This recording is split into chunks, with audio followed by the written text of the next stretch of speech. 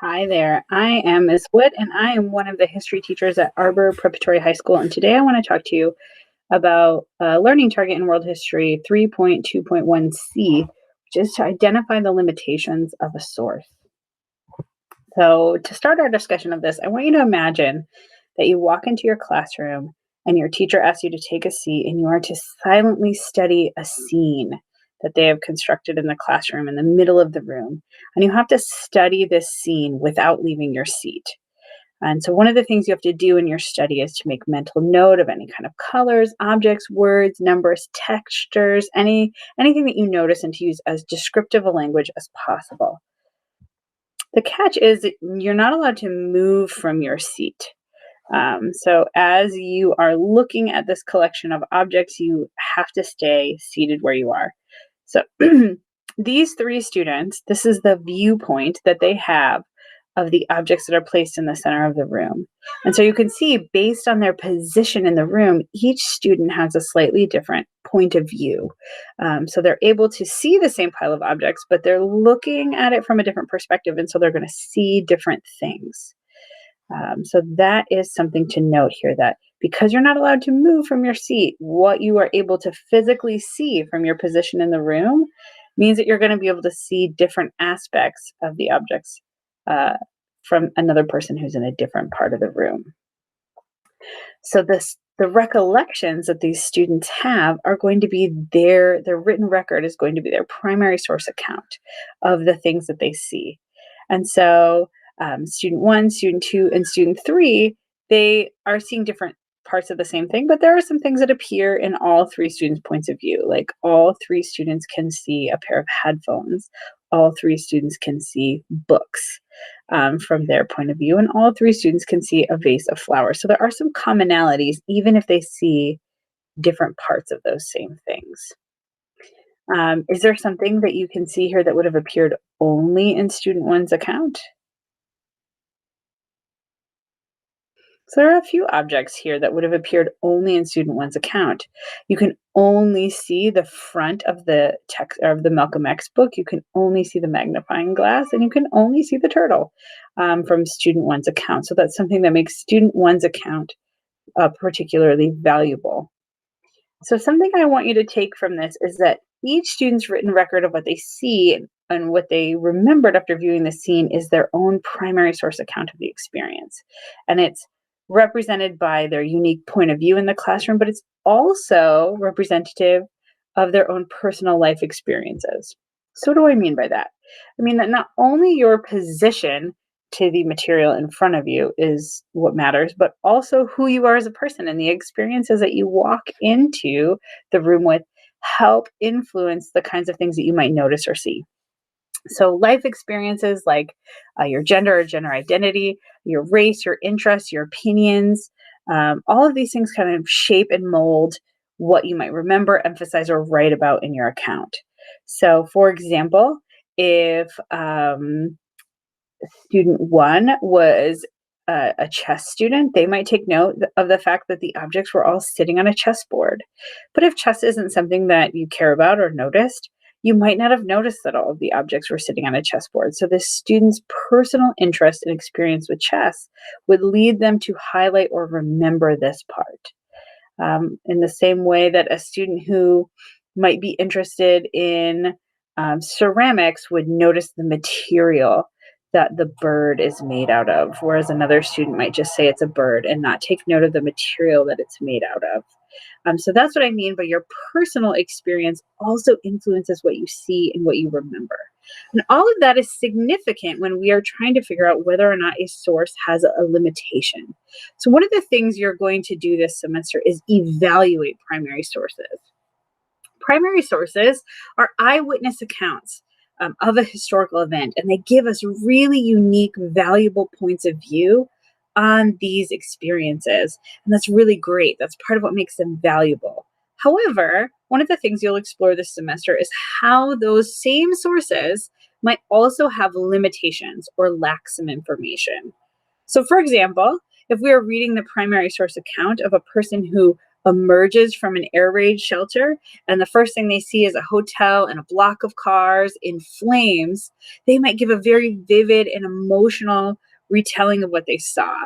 But that won't be the only perspective that's valuable when we're trying to understand and piece together what happened in that instance. For example, the person coming out of the air raid shelter who sees a block of cars on fire isn't going to know about the planes that flew overhead on the raid that night. Or even if they're writing as though the world is ending, they wouldn't know that at some point in the future, a worse event is going to happen. So primary sources are limited. And so one of your jobs this semester is to figure out what are the limitations of the primary sources that we are reading. So that is learning target 3.2.1c, identify the limitations of a source. So what do we mean by the word limitation exactly? What's meant by that is that because all sources have a point of view, they all have a perspective, just like the example we started with. Um, they're limited in some way. So that doesn't necessarily mean the source isn't useful. It just means that we should take the perspective of the author into account when we're reading a document for information.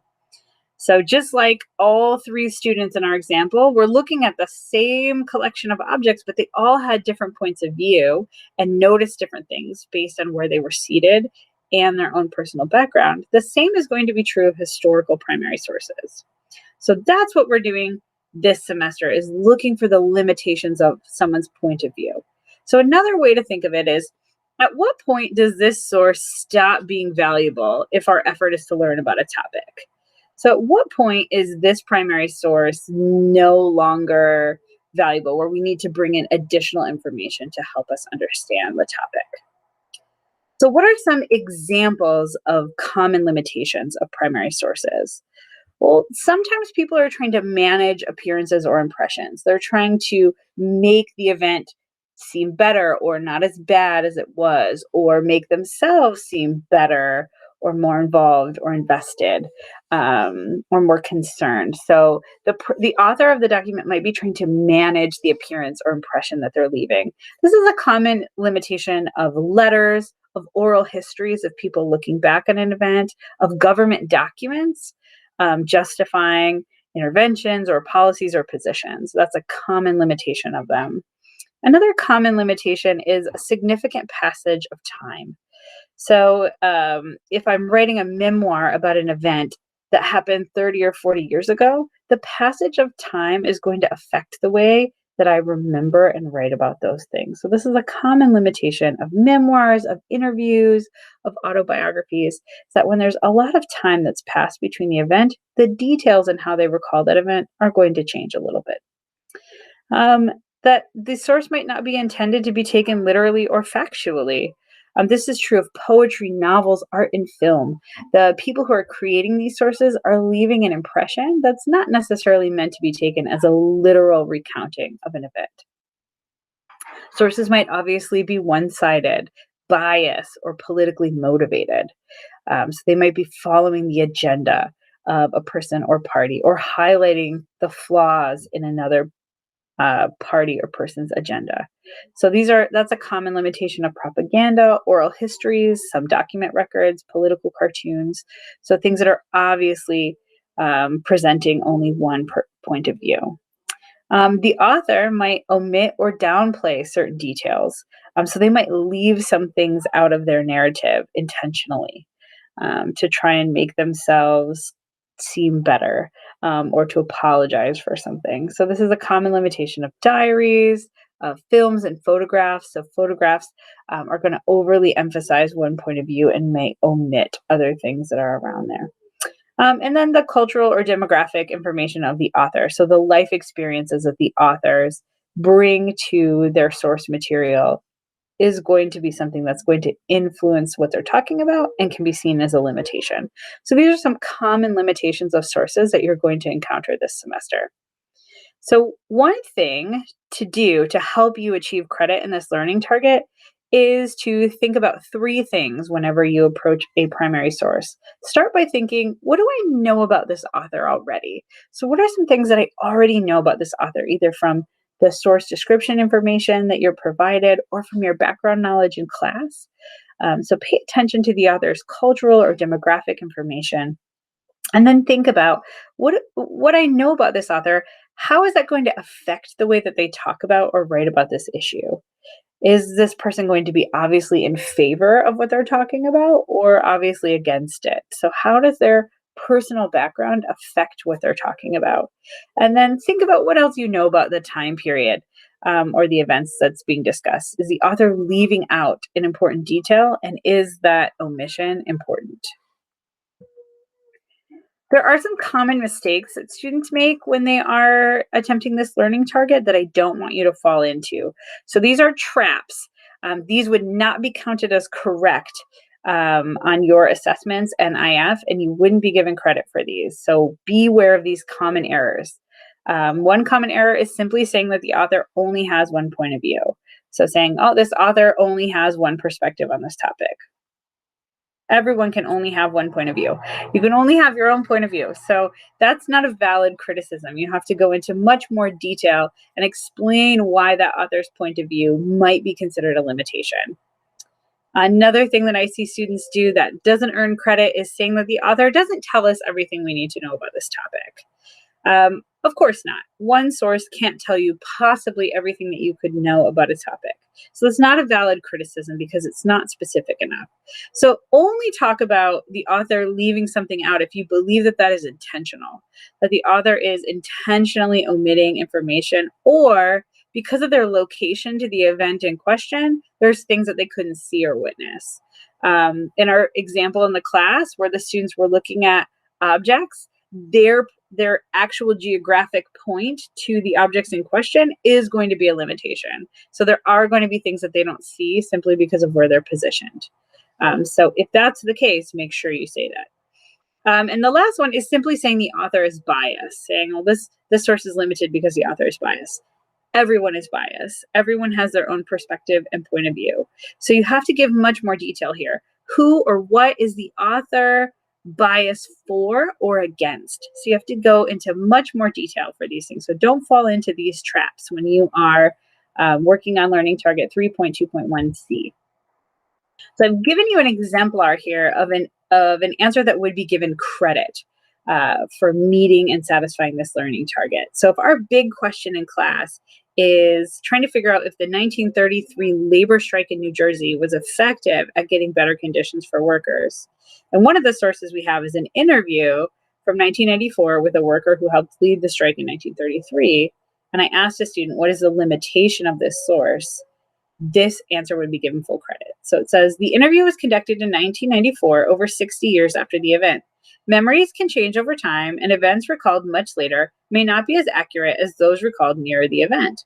The worker, named Mariana Costa, helped lead the strike, which may alter her perspective on the events. She could, for example, be motivated to portray the outcomes in the best possible light, highlighting the movement's accomplishments and downplaying its failures, because she was the leader. So she's going to want to highlight the ways in which it succeeded because it's very personal to her.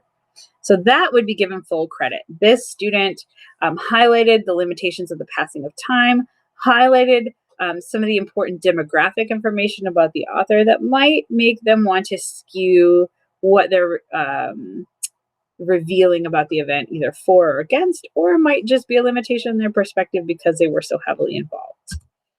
So here's a non-example, something that would not be given full credit. So you want to avoid this. So same big question, trying to figure out if the 1933 labor strike in New Jersey was effective at getting better working conditions.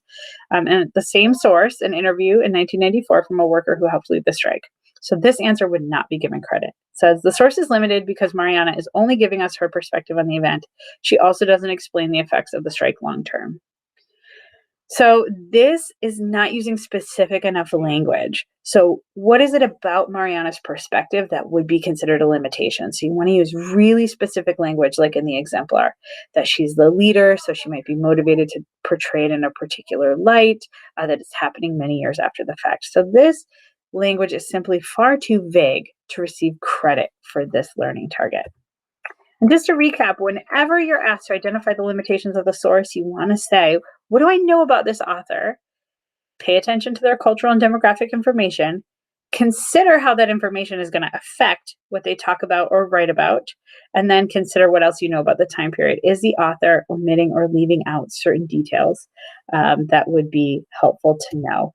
So I hope that that was useful for you. Good luck in demonstrating knowledge of this learning target. I have every confidence that you're going to do great.